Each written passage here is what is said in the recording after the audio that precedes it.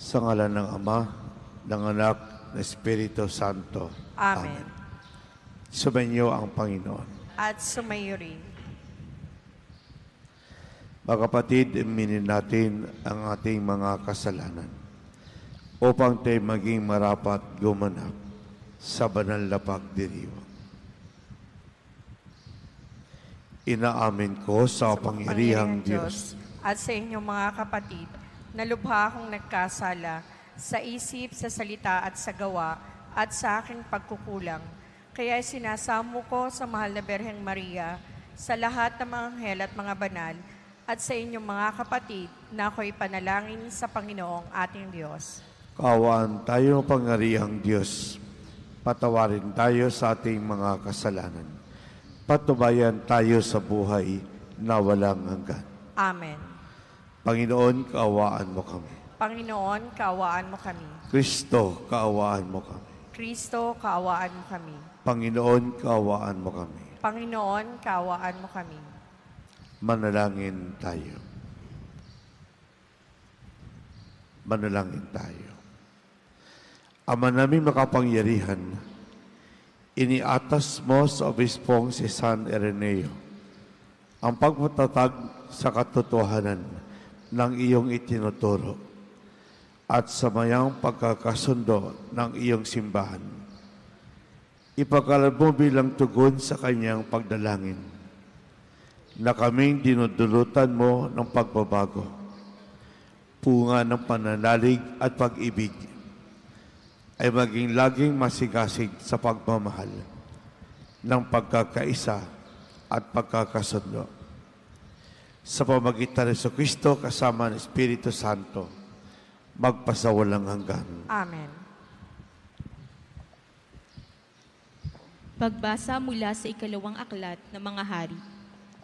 Nang ikasampung araw ng ikasampung buwan ng ikasiyam na taon ng paghahari ni Sedekiyas, tinipon ni Nabucodonosor ang buo niyang hukbo. Kinubkob nila ang Jerusalem at pinaligiran ang mga bantayan. Ang pagkubkob nila ay tumagal ng may 2 taon. Nang ikasiyam na araw ng ikaapat na buwan ng pagkubkob sa Jerusalem, umabot na sa sukdulan ang tagutom ng buong lungsod. Noon nabutas ang isang bahagi ng pader ng lungsod. Nang makita ito ni Haring Sedekiyas, kinagabihan ay tumakas siya patungong Araba, kasama ang kanyang mga kawal. Doon sila dumaan sa pintuan ng 2 pader, malapit sa hardin ng palasyo. Ngunit ang lungsod ay naliligid ng mga Kaldeyo. Tinugis sila ng mga ito at inabutan sa kapatagan ng Jericho. Kaya, nagkanya-kanyang takas ang kanyang mga tauhan. Nabihag si Sedekiyas at iniharap sa hari ng Babilonya na nasa Ribla, at doon siya hinatulan. Pinatay nila sa harapan ni Sedekiyas ang mga anak nito. Dinukit ang mga mata at gapos ng tanikalang dinala sa Babilonya.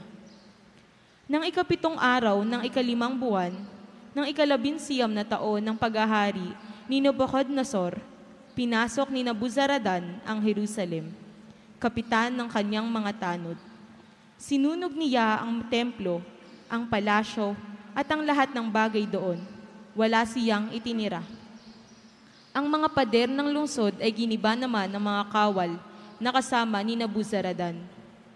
Dinala niyang bihag ang natitira pang Israelita, pati ang mga sumuko na hari ng Babilonya.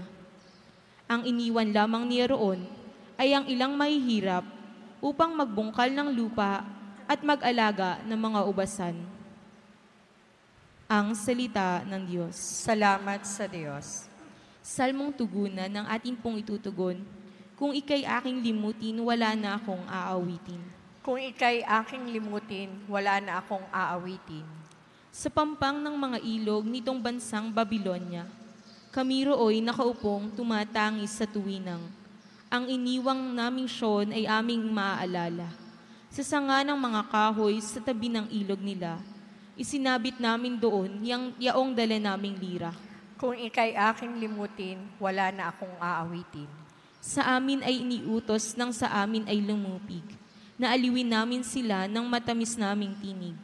Tungkol sa Siyon, yaong paksa niyong nais nilang awit. Kung ika'y aking limutin, wala na akong aawitin. Paano namin aawitin ang awit ng Panginoon, samantalang bihag kaming nangingibang bayan noon? Ayaw ko ng lira ko'y hawakan pa at tugtugin, kung ang bunga sa pagtugtog, limutin ang Jerusalem. Kung ika'y aking limutin, wala na akong aawitin. Di na ako aawit pa kung ang lundong sasapitin. Sa isip ko't alaala, ikiganap na limutin. Kung ang kaligayahan mo ay hindi ko hahangarin. Kung ika'y aking limutin, wala na akong aawitin.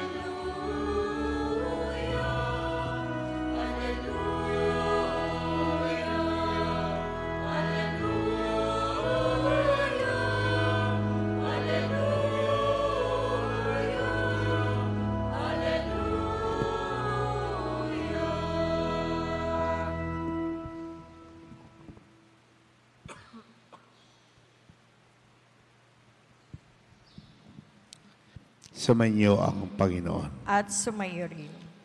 Ang mabuting balita ng Panginoon ayon kay San Mateo. Papuri sa iyo, Panginoon.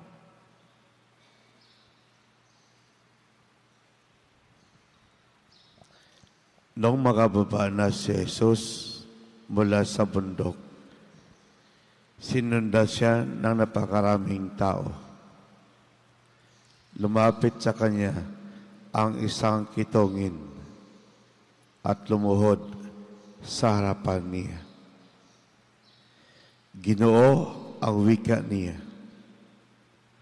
Kung ibig po ninyo, ako'y inyong mapagagaling.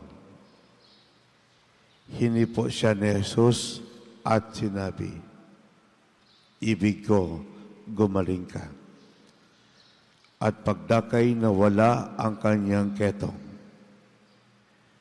huwag mo itong sasabihin kanino man. Bilin ni Jesus. Pumunta ka't pasuri sa sardote. Pagkatapos maghandog ka ng haing iniutos ni Moises bilang patutuo sa mga tao na magaling ka na. Ang mabuting balita ng Panginoon. Pinupuri ka namin, Panginoong Hesukristo.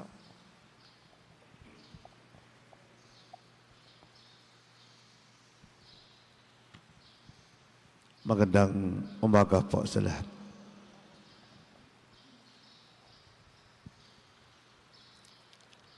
Sa kultura po ng mga Hudyo,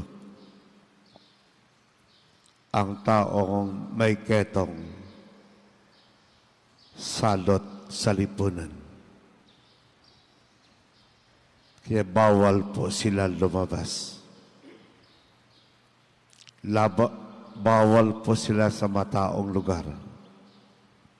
At higit sa lahat, bawal po silang lumapit kay Jesus. Sinuway niya ang batas. Lumapit siya kay Jesus dahil alam niya pagagalingin siya ni Jesus. Out of necessity, he begs Jesus, Lord, if you wish, you can heal me. Buong-buo yung kanyang paniniwala na kaya siyang pagalingin ng Diyos. Ang hangarin ay magiging daan para ang awa at tabag ay manaig sa buhay ng bawat isa. Alam ng Diyos ang kalooban. Alam ng Diyos ang nasa puso ng tao. Alam ng Diyos ang ating mga pangangailangan sa buhay. Kaya po, we cannot remain from a distance. We need to act. We need to do something. We need to go. We need enthusiasm to realize what you are praying and believing from the good Lord. We need to approach the Lord and to experience His love and mercy. Kilala po ng kitungin si Jesus. Malalim po ang kanyang pananampalataya. Isinuko niya po ang lahat-lahat na bagay. Isinurinder niya ang buong niyang pagkatao. Kaya po, kangahanga ang kanyang ginawa. Isa po itong declaration of faith. Very inspiring yung kanyang ginawa.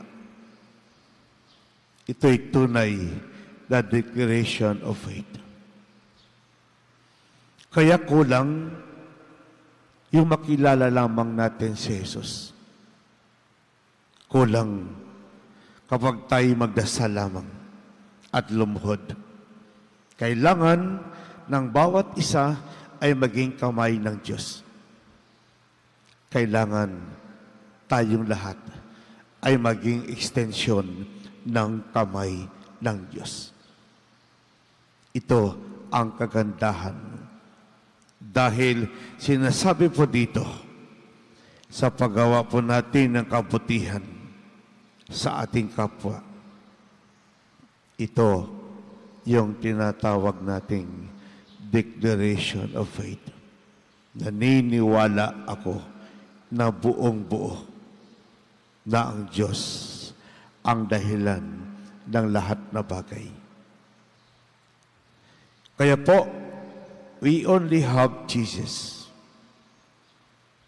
We only have God. The answer to everything and every need. Do not be afraid to cross the boundaries if at the end you will meet the Lord Jesus, our Savior. Huwag po tayong matakot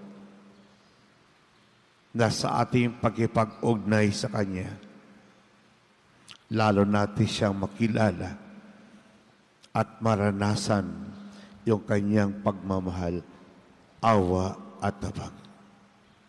Hindi tayo bibiguin dahil siya'y Diyos ng awa, Diyos ng habag, at Diyos ng pag-ibig. Amen.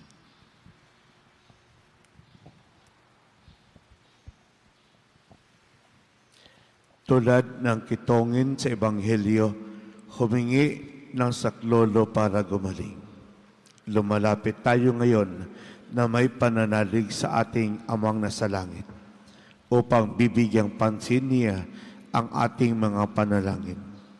Ang ating pong itutugon, Panginoon, dinggin mo ang aming panalangin. Panginoon, dinggin mo ang aming panalangin.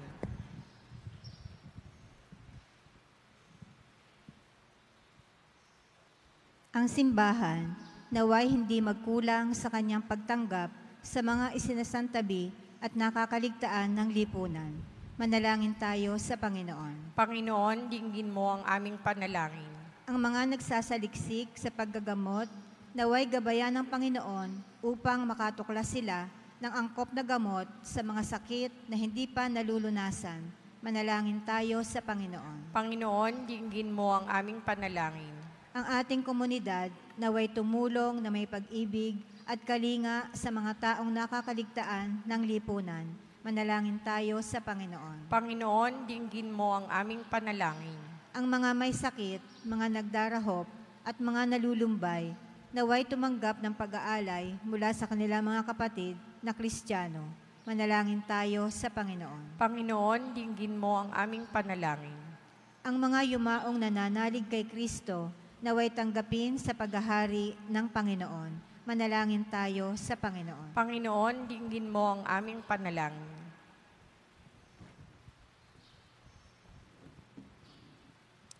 Ama naming Diyos, pinalalakas kami sa aming panalangin ng iyong mga handog na kagalingan at kapayapaan. Iniling namin ito sa pamamagitan ni Kristong aming Panginoon. Amen.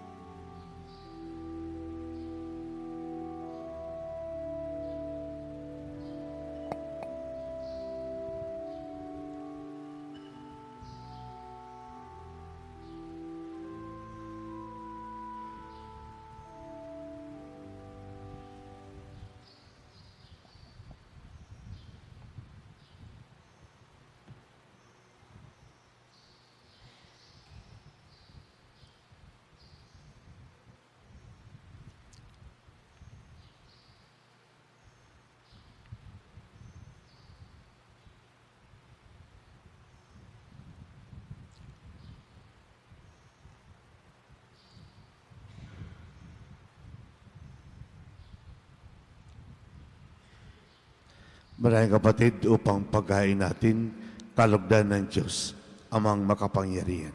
Tanggapin nawa ng Panginoon itong paghahin sa iyong mga kamay, sa kapurihan niya at karangalan, sa ating kapakinabangan at sa buong sambayanan niyang banal. Ama naming lumikha, tanggapin mo ang aming paghahain ng papuri sa iyong kabutihan sa amin.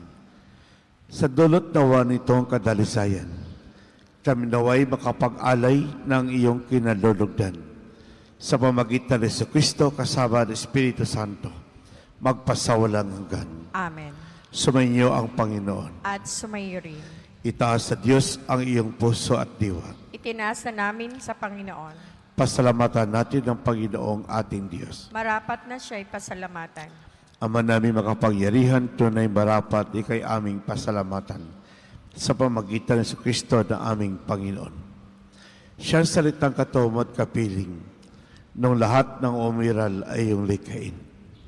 Siya'y sinugo mo para kami sa gipit palayain. Kaya't siya'y kinalingan ng mahal na Berhen na naging kanyang inang totoo sa kapangyarihan ng Espiritu Santo.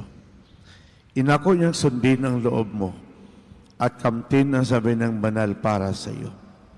Pinagtisang iyon sa krus ang kanyang mga kamay upang magwakas sa kamatayan, mahayag ang pagkabuhay.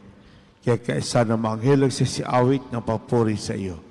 Nang walang humpay sa kalangitan, kami nagbubunyi sa iyong kadakilaan. Santo, Santo, Santong Panginoon Diyos ng mga hukbo, napupuno ang langit at lupa ng kadakilaan mo. O sana sa kaitaasan, pinagpalang na paririto sa ngalan ng Panginoon, o sana sa kaitaasan. Ama naming banal, ikaw bukal ng tanang kabanalan. Kaya't sa pamagitan ng Espiritu gayong banal ang kaloob na ito, upang para sa aming katawan at dugo ng aming Panginoong Hesukristo. Bago pinagtisang kusang loob na maging handog, hinawakan niya ang tinapay, pinasalamatan kaniya. Pinaghati-hati niyon, inabot sa kanya maalagad at sinabi, tanggapin lahat ito at kanin. Ito ang aking katawan na ihandog para sa inyo.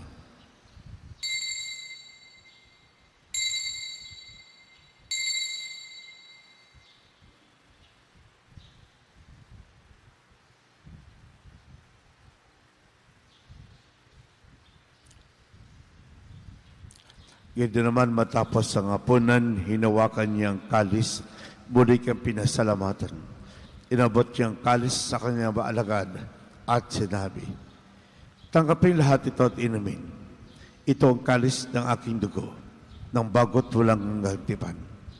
Ang aking dugo ibubuhos para sa inyo at para sa lahat, sa ipagpapatawad ng mga kasalanan. Gawin ito sa pag-alaala sa akin.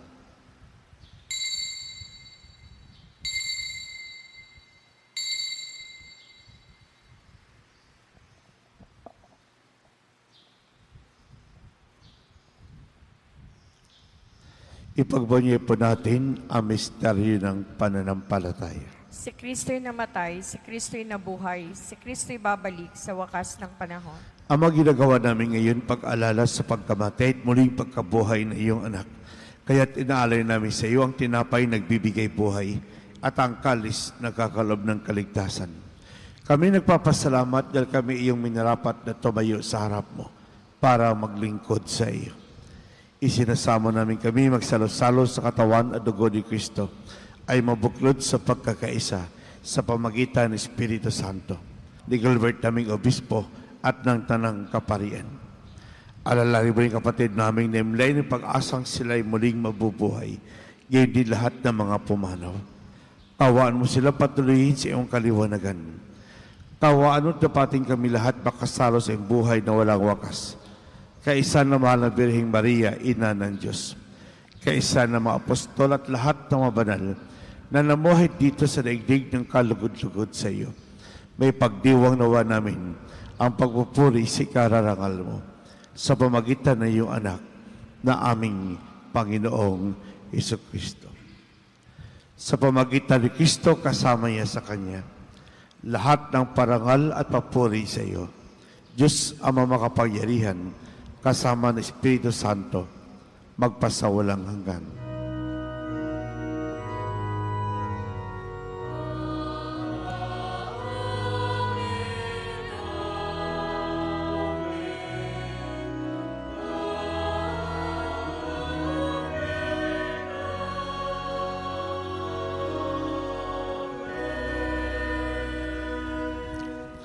Sabay-sabay po nating awitin ang Ama namin.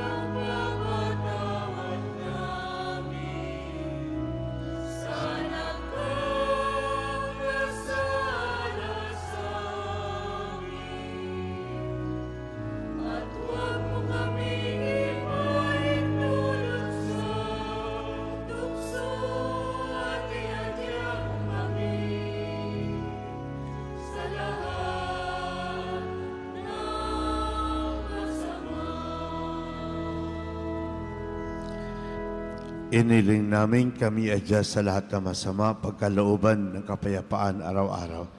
Iligtas sa kasalanan, ilayo sa lahat ng kapahamakan.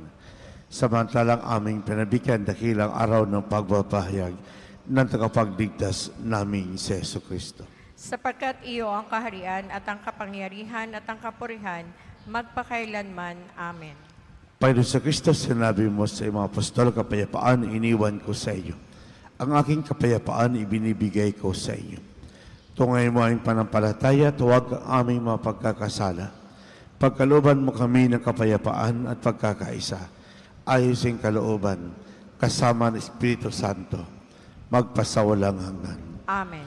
Ang kapayapaan ng Panginoon ay laging sumainyo. At sumairi. Magbigay po tayo ng kapayapaan sa isa't isa. Peace be with you. Magandang umaga po sa lahat. Kordero ng Diyos na nag-aalis ng mga kasalanan ng sanlibutan, maawa ka sa amin. Kordero ng Diyos na nag-aalis ng mga kasalanan ng sanlibutan, maawa ka sa amin. Kordero ng Diyos na nag-aalis ng mga kasalanan ng sanlibutan, ipagkaloob mo sa amin ang kapayapaan.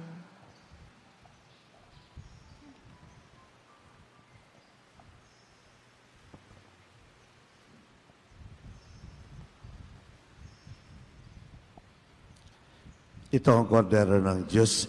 Ito nag-alis ng mga kasalanan ng sanlibutan. Mapalad ang mga iniyahan sa kanyang piging. Panginoon, hindi ako karapat-dapat na magpatuloy sa iyo, ngunit sa isang salita mo lamang ay gagaling na ako.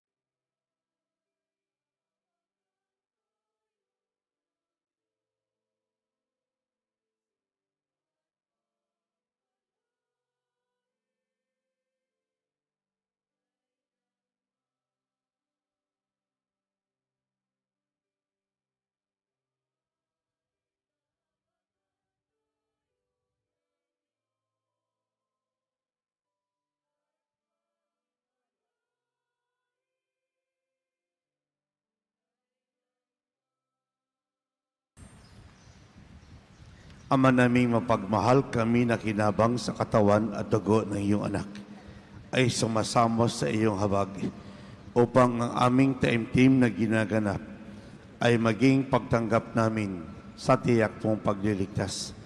Sa pamagitan ng Jesucristo kasama ng Espiritu Santo, magpasawalang hanggan. Amen. Sumainyo ang Panginoon. At sumairi. Pagpalain po kayo ng makapangyarihang Diyos, ang Ama, Anak at Espiritu Santo. Amen. Kumay kayong taglay ang kapayapaan upang ang Panginoon ay mahalin at paglingkuran. Salamat sa Diyos.